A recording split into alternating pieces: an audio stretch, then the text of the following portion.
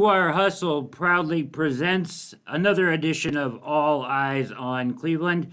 My name is Brad Ward. I'm your host. Mikey is on the ones and twos. Make sure you hit the subscribe button if you're watching on YouTube.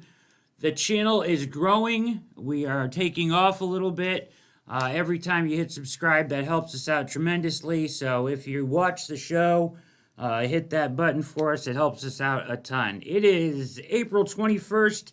The year 2021, and this is your NFL Browns Draft Preview Show, Part 1.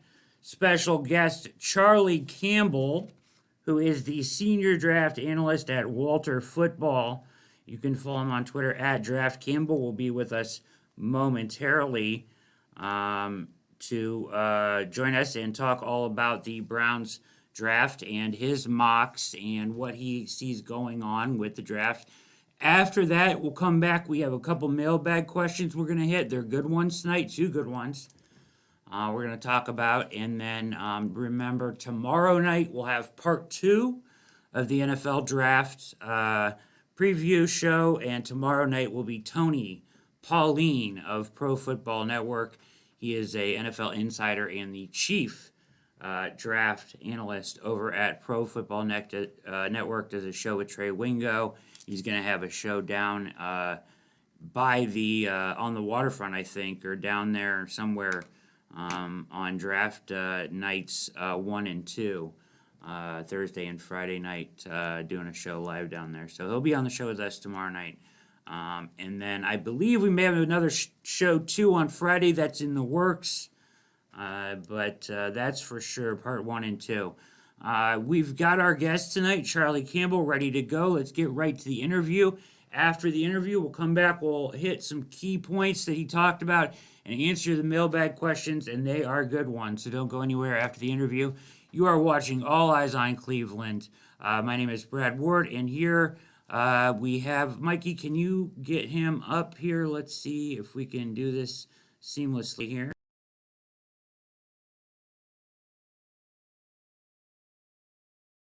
And then last year he takes one in the first round. It just teams We are absolutely thrilled to welcome to All Eyes on Cleveland today, Charlie Campbell, Senior Draft Analyst at Walter Football. You can follow him on Twitter at Draft Campbell. It's a must follow this time of year especially, but all times of year for football. How we doing, Charlie? Doing well. How about you, Brad? I'm doing fantastic. Exciting time of year. Just kind of, want the draft to get here at this point. Kind of silly season a little bit right now. But I did want to mention off the top to you that it's pretty remarkable. But I did notice as I was looking some things over that you led all of NFL media in correct mock draft picks in 2017 and 19. That's quite a feat, sir. Thank you. Yeah, I just have a system, and I trust people that know more about football than I do that get paid by NFL teams. So I'm blessed to have good contacts there, and I lean on them to just try and get the most accurate projection that I can for readers. My opinion on football players is irrelevant. It doesn't matter at all. But what does matter is where NFL teams are valuing these guys, where they, who they're taking off the board because of medical or character or things like that. So I just strive to get as much information as I can and make the most accurate projections that I can, and kick my opinion and thoughts to the curb and pay no attention to that and just focus on what NFL teams think. Clearly that's working for you, obviously, and it certainly sounds like the best way to go about it. All right, Charlie, let's start off with the Browns offseason here. Andrew Berry, youngest GM in the league. They went offense last year. This year they kind of wanted to remake the defense. What were your thoughts of what they did in the free agency period? Thought it was very wise because this isn't a great draft in terms of defensive line talent, defensive tackle, defensive end. Some of the positions the Browns signed veterans at. Its draft is not strong, especially where Cleveland's picking. really anywhere in the first round. So I thought they were wise. Safety is not an especially strong position, so I thought that was another smart move to add a good veteran with some mileage left on the tires, and Josh Johnson, and then cornerback as well. So definitely I thought they made some shrewd decisions in free agency, just giving when you add in the draft and free agency as a whole and what you can do through the different methods to build up your roster. I thought they had a good plan and executed it well. Charlie, what would you say going into this draft, which is in Cleveland, Ohio? What would you say would be the Browns' biggest need at this point, you think? Well, I think they've done a good job of filling out their roster where they don't have a screaming need that absolutely 100% has to be filled. But I think linebacker is a position that they could look to improve in the draft. And there are really 3 first-round linebackers, and they should be in good position to land one of them, those players being Micah Parsons from Penn State, Jeremiah Owusu-Koramoah from Notre Dame, and then Jameen Davis from Kentucky. And picking there late in the first round, at least one of those 3 should get there, maybe 2 will. But given the teams in their division, I think, say Parsons is off the board. If they're picking Owusu-Koramoah or Davis, that's really nice value for them, because he's going to help either one is going to help them to defend their division rivals. Both of those guys are fast, sideline to sideline speed. They can be that quarterback spy to help neutralize Lamar Jackson and Joe Burrow with his mobility. They can help the Browns in covering tight ends and man coverage, which has been an issue for Cleveland, I think.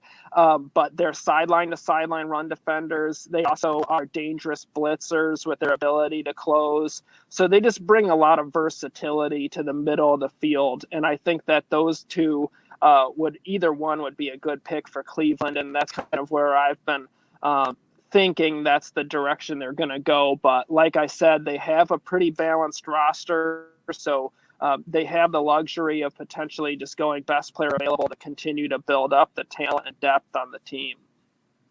Yeah, let me ask you this, Charlie, about the linebacker position. Kind of in town here, and some of the people that, what we hear around here is that potentially this front office just doesn't value off-ball linebacker enough to use a first-round pick. What would you say to that? Well, I don't think there's enough of a track record to really to make that judgment at this point. I mean, Okay. I guess if you were to take in the previous years before Dorsey got there and add that in, then you could make a better argument that they don't do that. But there are plenty of teams where they don't address a position for years. And then they finally do. And, but leading up to it, they've said, oh, they'll never take that position in the first round, like Andy Reid and running backs. And then last year he takes one in the first round. It just, teams I don't think are that close-minded. I think they do have priorities, but if they feel this is the best player available, and this is a guy that can help us and turn into a good starter, then I think they're willing to go that route in pretty much any position aside from, say, like, a kicker or punter. But, any position, even, if guard, running back, those positions can get downgraded, some safety a little bit, but you'll still see teams that, they might go a stretch without taking one, and then they do because that's where the value dictates the direction they should go. Interesting. You're watching All Eyes on Cleveland. Special guest tonight, Charlie Campbell. Follow him on Twitter at Draft Campbell. He's the senior draft analyst at Walter Football. So in your most recent mock, you do have 2 linebackers, or your mock before this was Owusu-Koramoah, and now you have Jameen Davis mocked to the Browns currently. So you're right on that linebacker thing. I've been hearing a lot of stuff about Jameen Davis. What can you tell me about him as a player? I know you mentioned his speed a little bit, sideline to sideline, but can you go a little bit more into what kind of a player he is? Yeah, well, I mean, the guy's upside is off the charts. He's about 6'3", 235. At the Kentucky Pro Day, he ran a 40 time, I think 4.4s, maybe some had him a little faster. But at any rate, I mean, it's just an amazing skill set and a rare skill set. At Kentucky, he's kind of a one-year wonder, which is why he's more of a late first-round potential player. But last season, he played really well for the Wildcats, was a tough run defender, showed a lot of ability in pass coverage, moved well in space, just has a ton of upside, and the tape from last year was really good. I think if he had gone back to school and had another good season, he would have been a top 16, potential top 10 pick in 2022. So I think this would be a really nice value for the Browns, and a guy that years from now people could be saying, man, I can't believe they got this guy late in the first round. He has that kind of potential. So really big upside, but it's not just a skill set. It's not just a workout warrior, because his SEC tape last year was really good. Some of the other positions that kind of, we've talked a lot about is I think they need a wide corner, probably, because I don't think they can depend on Greedy Williams with the nerve damage and missing the whole season out there. I think that's one area that they may focus on, and they eventually need to address a long-term edge defender. They released Sheldon Richardson as a cap casualty, so now that potentially could be a need, Charlie. This seems like a strange year for the NFL draft, right? No combine. You've got all the opt-out players. You've got, limited access for scouts, less games to actually watch for a lot of these players. And some of the there's like really no consensus on the cornerbacks, right? There's no consensus on like the edge defenders. I see top fives that are completely different all over the place. What would you say about this year and how it's different as a draft in compared to other years? Yeah, I mean, just the pandemic has really turned it upside down in terms of, some teams, like I know sources at, say, Washington and the Giants, their scouts didn't go on the road all fall. They worked completely from home and on tape. Other teams had their scouts going to games and schools and hitting the road. So you have that. And then you also have just like you said, no combine, no pre-draft visits at team facilities, no private workouts. So it's just really much more difficult because you're getting less tools from an evaluation standpoint. So players with more recent tape have a slight edge over guys that didn't play last season.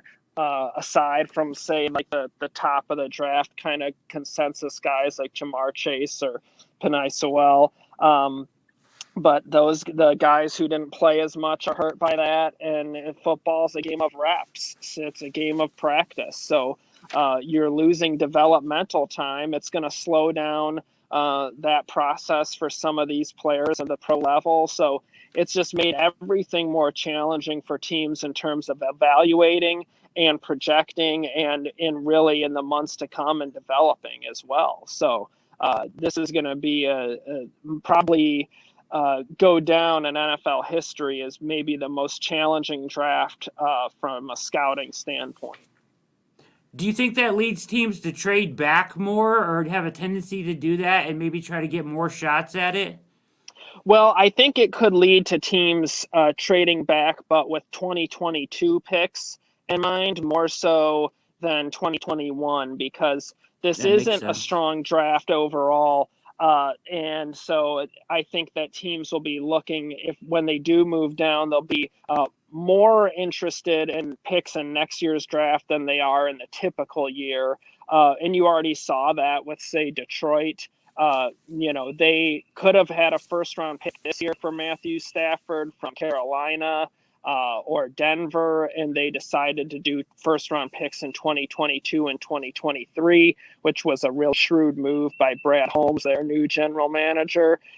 And then as well, you see with San Francisco and the Dolphins getting picks in the upcoming year's drafts. The same thing with the Eagles. So I think that could end up being one of the hidden kind of priorities for teams is if we are going to move down, let's not focus so much on this year. Let's hit next year.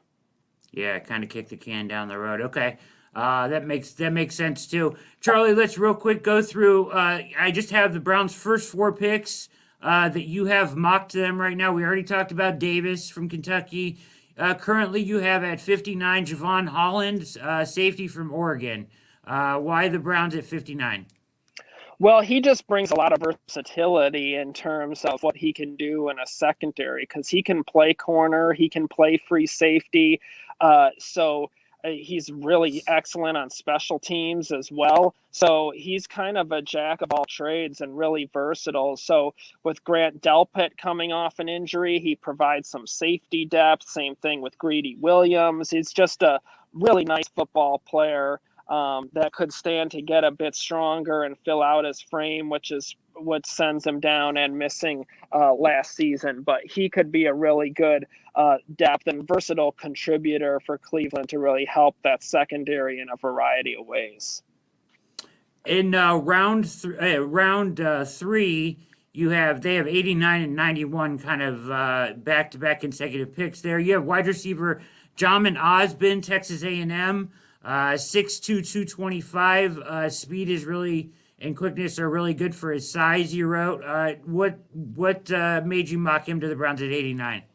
Yeah, his play speed is he's kind of like a poor man's AJ Brown or Kenny Britt in terms of a possessional receiver that kind of has a little more burst to him on the football field than he does in the 40.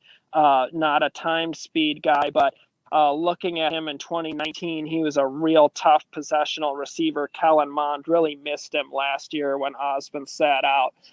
But he's built tough, really excellent after the catch, breaks tackles.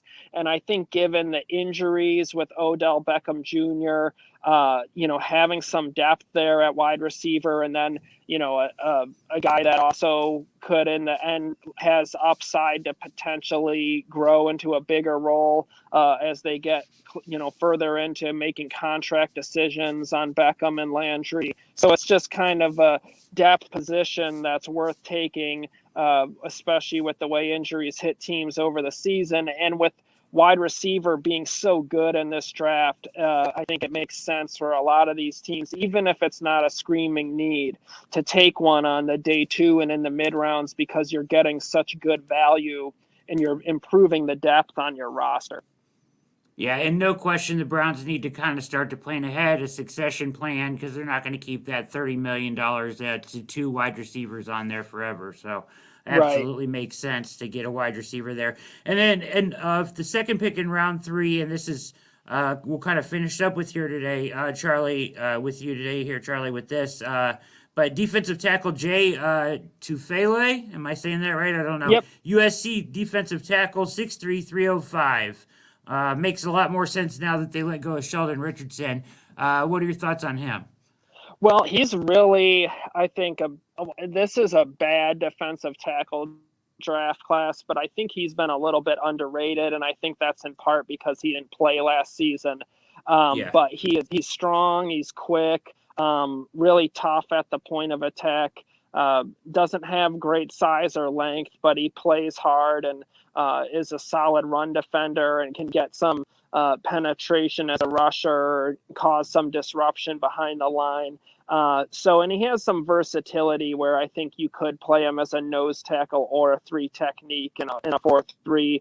So with Sheldon Richardson leaving, and you can never have enough defensive line depth and rotational talent to help keep guys fresh. So just in the mid rounds there, I think it would make sense, especially given that the Browns defensive line is a veteran unit now. So it wouldn't hurt to have some young, fresh legs as a backup to rotate and help keep those veterans fresh, try and keep them healthy all season.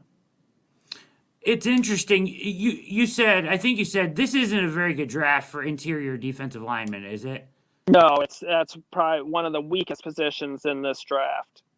Yeah, which is interesting with them letting Richardson go. You kind of wonder what they're thinking there. Obviously, the number 12 million is way too high for him, right? So that makes sense, obviously. I'm hoping, kind of, knock on wood, that maybe they can bring him back at a lower rate or whatever. But it's interesting that they let him go right after they signed Clowney. What do you think they were thinking there? Just save Well, money and yeah, I think it's saving money, and then I think they can see what they land in the draft, and whether they look to bring him back, or there's other guys still out there, K'Wan Short, for example. I mean, they can okay. still find a veteran guy if need be, but I think from a financial standpoint and just from a talent standpoint, I'd rather, if you had to pick between Clowney and Richardson, I'd probably rather have Clowney. I think Yeah. he brings more upside and problems for offenses than Richardson does.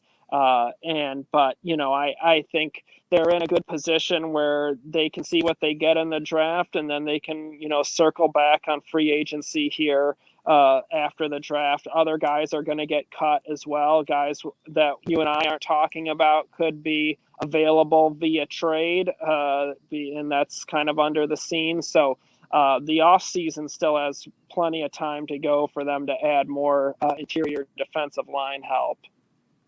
So I got to tell you, last thing here, and I'm going to let you go. Okay, Charlie, you've been fantastic, and I thank you so much for your time. Each year we kind of fall in love with the guy in the draft, right? Like, so my draft crush this year is Tyson Campbell, cornerback, Georgia, right? And you see him kind of all over the board, but you have him mocked all the way up at 12. So I was excited to see that. What are you hearing about Campbell? Some people don't really have him in that first tier of corners, but clearly you do. Yeah, I've heard from teams that have him as their fourth corner, and I didn't have him going that high until the injury to Caleb Farley.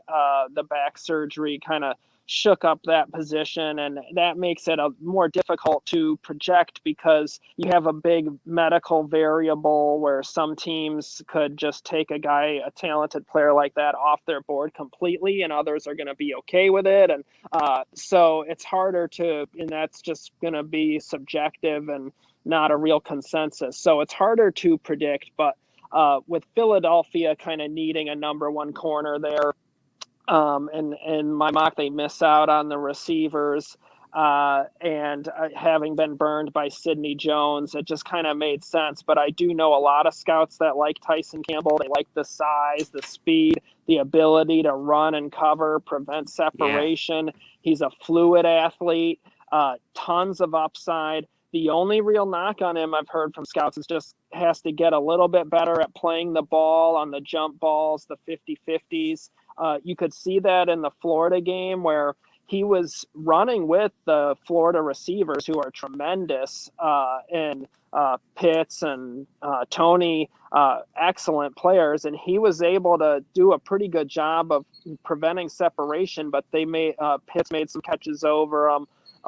That's the one thing he has to improve on, but the skill set is there to do it. And I think with experience and NFL coaching, he definitely can get better at playing the ball on those 50-50 jump balls. But really talented player, lots of upside. I would be surprised if he gets to the second round. I think going in the back half of the first round looks, like a real possibility for him. Yeah, I really like him a lot. Maybe he'll fall to 26. Who knows? You never know. Charlie Campbell, senior draft analyst at Walter Football. Follow him on Twitter at Draft Campbell on Twitter. He's a must follow. Thank you so much for your time, taking time out of your day, Charlie, to spend it here with us at All Eyes on Cleveland. And we're going to send you, I'll email you, we're going to send you an All Eyes on Cleveland t-shirt. All right, man, for coming on the show. So thank you so much for your time. Thanks for having me. Great to be with you, Brad. I appreciate it. Anytime. Thank you, Charlie.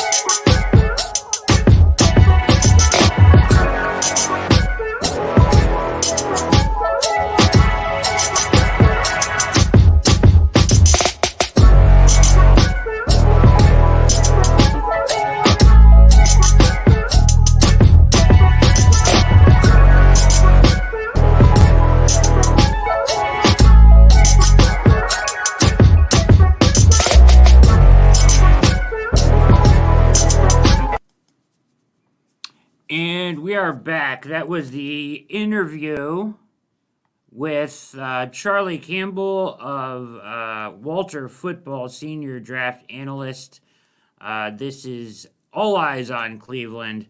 Browns draft preview part 1, part 2 tomorrow night with Tony Pauline. Make sure you tune into that at the All Eyes on Cleveland YouTube channel. If you're listening on podcast, you can find the podcast where all popular podcasts are found. All right, talking Tyson Campbell there. You guys know that's my guy. I'm high on him. Charlie likes him a lot. Hearing that some teams have him as their 4th best cornerback. So that's awesome to hear. I wouldn't love if he fell right into the Browns' hands at 26. I think that, a lot of times he's mocked past that in the second round. I certainly think he would be worth the pick there. I think he's just as good as some of those guys as well that tier 1 of cornerbacks. Interesting stuff from there. One of the interesting things that we're starting to hear now is just how thin this overall draft is with talent, right? Because of, players taking the opportunity to extend their eligibility in college football and play another season. And with the opt-outs, teams having a hard time evaluating guys that haven't played football in a year, no draft combine. Some of the scouts weren't on the road to see some of these guys, and less games to evaluate from. So they think it looks like the 2022 draft next year is going to be loaded. So, ideally, maybe for a team like the Browns with 2 3s and 2 4s, would you rather have, 9 picks aren't going to make this roster, so would you rather have 2 3s and 2 4s this year or next year? Probably next year. So you may see some teams, maybe the Browns, maybe try to maneuver a couple of those picks into the future when they could be used better, and you have more top 100 type players available than you do in this draft. Let's go to the mailbag tonight, and of course, Troy Hill will bring us to the mailbag. Sir, all eyes on Cleveland. We here, yeah.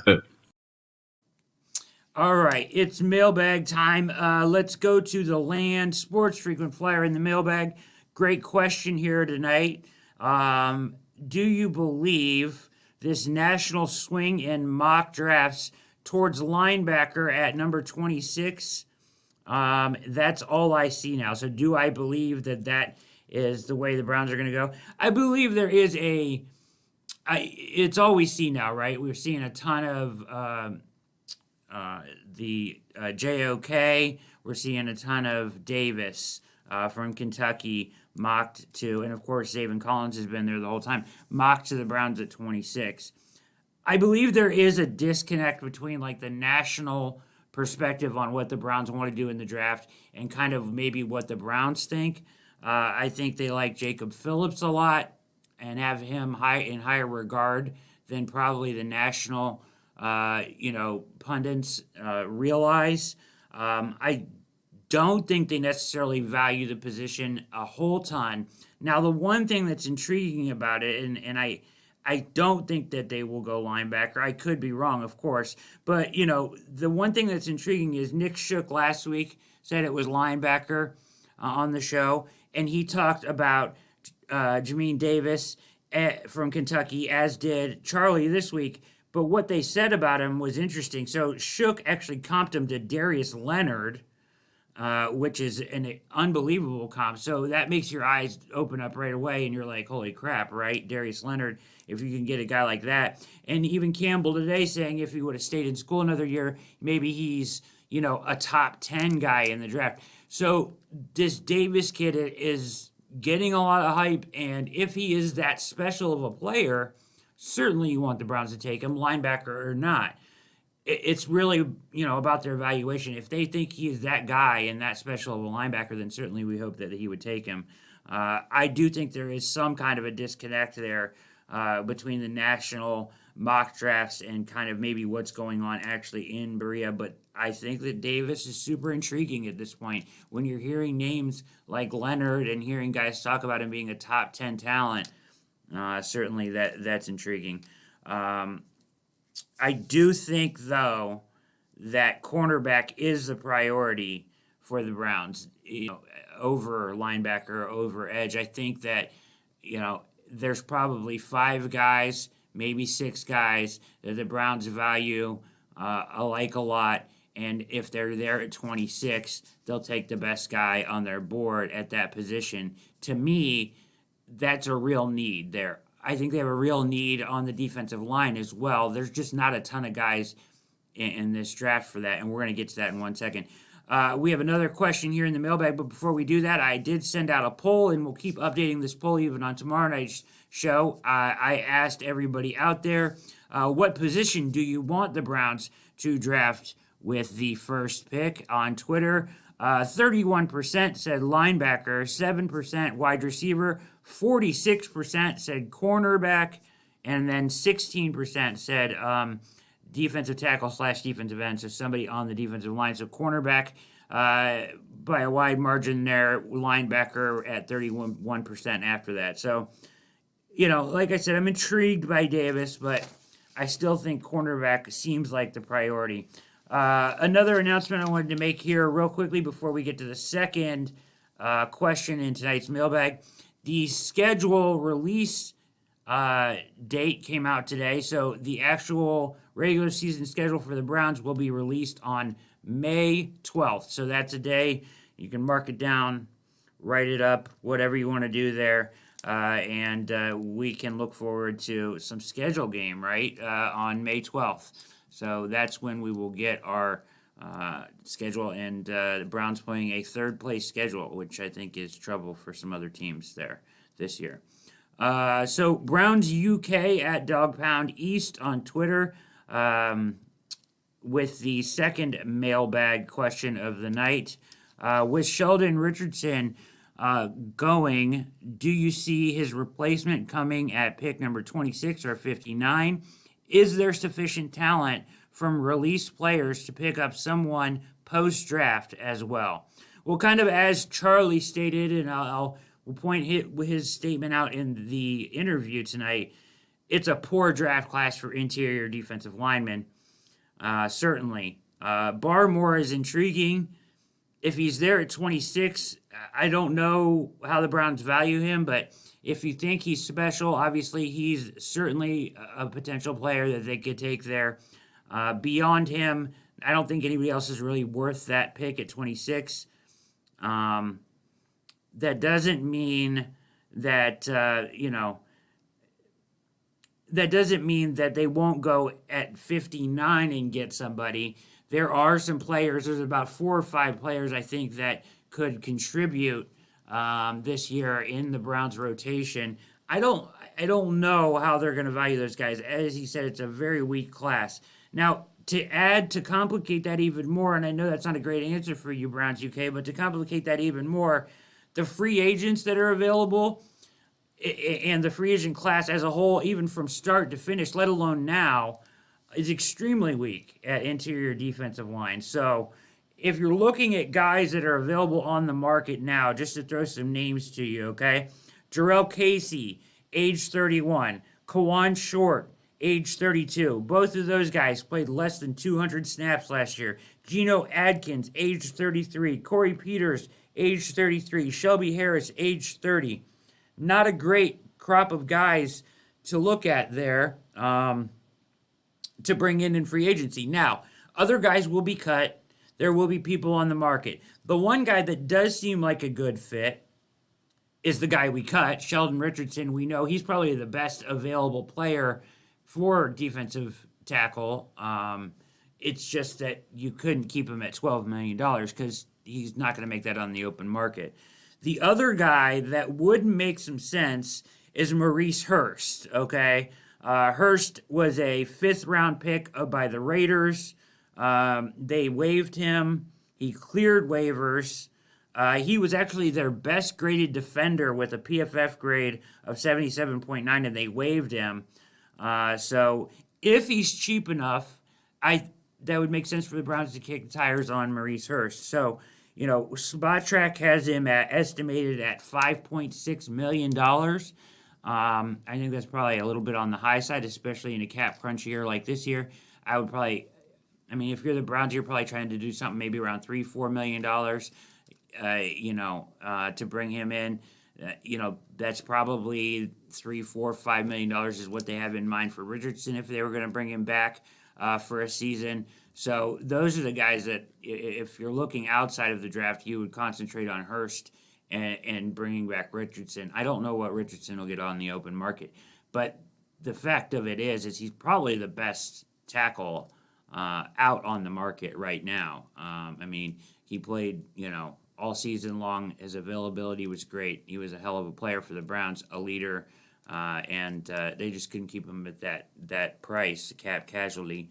Hopefully, knock on wood, the Browns can find a way to bring him back because, he meant a lot for that culture too. I mean, he was there for the culture change. He was, Dorsey brought him in on this deal, and he performed really well and was a huge part of that front four. You hate to see him go. But you understand why at the same time. It's not, I don't think it was necessarily, it's not like, oh, damn it, Barry, that's a terrible decision. You get it, $12 million. There's no way he would have, made that kind of money on the open market. So you feel like you can't pay a guy like that for not, way over what he's worth, especially when you're looking at this analytically.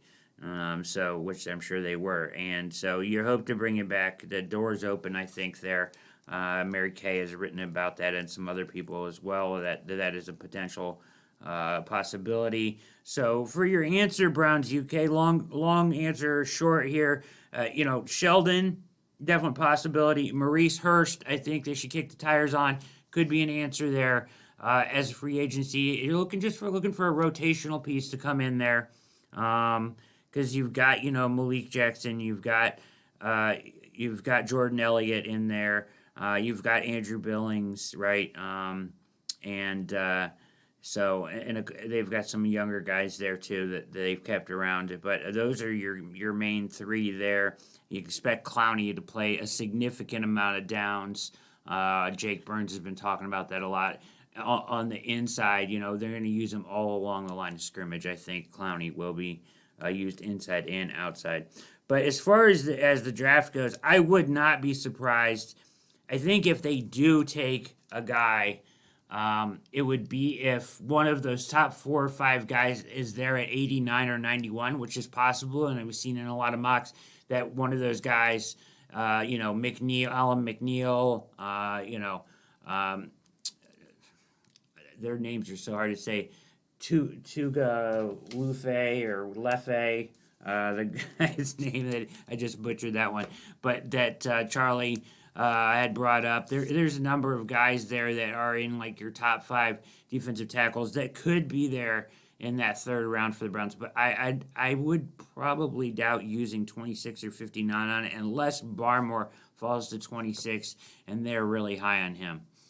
This has been another edition of All Eyes on Cleveland. I hope you enjoyed the interview and our mailbag segment. We'll update you on the poll tomorrow night. Tony Pauline, NFL Draft Insider from Pro Football Network, will be with us tomorrow. So another edition. We'll be back at 7 o'clock tomorrow night, same time, same channel. Make sure you hit the subscribe button. As I said, we're kind of taking off here. It helps us out a ton. Make sure you hit that button. Hit the notification bell so you know when this Browns content is coming out. For Mikey on the 1s and 2s, my name is Brad Ward. This has been another edition of All Eyes on Cleveland. We are out.